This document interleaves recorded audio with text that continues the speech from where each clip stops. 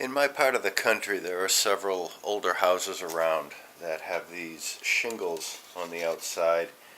This is a broken piece of one of them.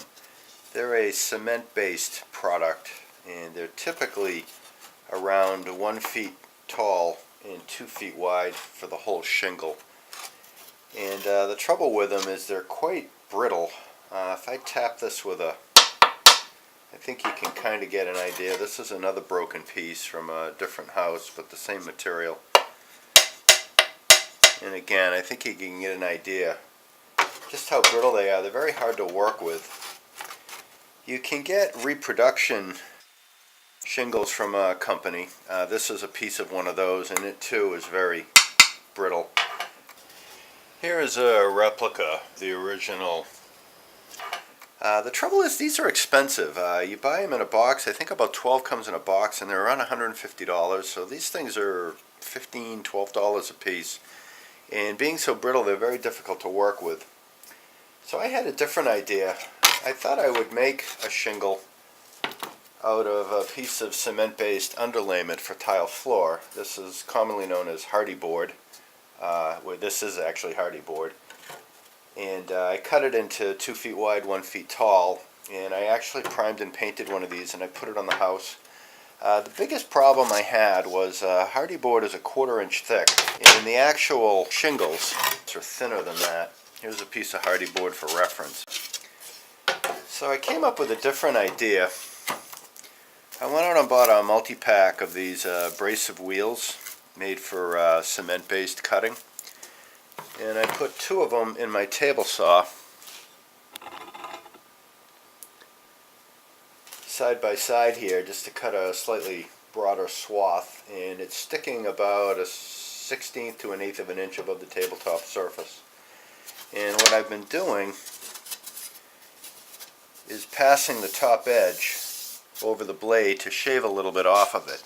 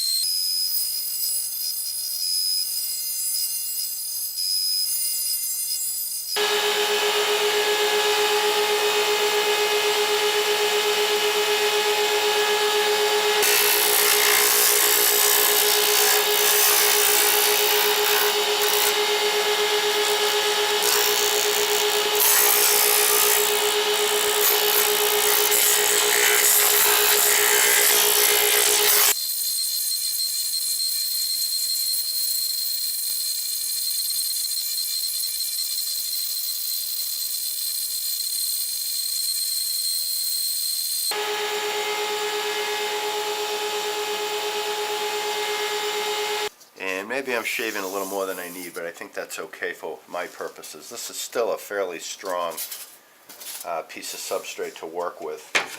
Then what I do is I prime them with regular primer, and I'll paint them with exterior paint. This is primed on one side. I have not primed this side yet. And I'll try to mount it on the house. The idea is there's a piece of siding on the house and there's one missing, and this new piece is going to slide up under the existing pieces like so. And I'm hoping that this little bit of relief here will just give me a little bit more room before this lip or this edge hits the house. Because these shingles, as I previously talked about, they're not very giving at all. The only way to get these to move a little bit is to loosen the nails that are holding them, and sometimes you have to loosen the nails that are in the course above just to get these to move, 1/4 inch or so. So the plan is to hedge my bets a little bit by making a little bit thinner at the top. Here's a piece of the hardy backer underlayment that I cut. I primed both sides, painted the front, and I also milled this little bit of a rabbet in the top to help facilitate sliding this up under the shingles.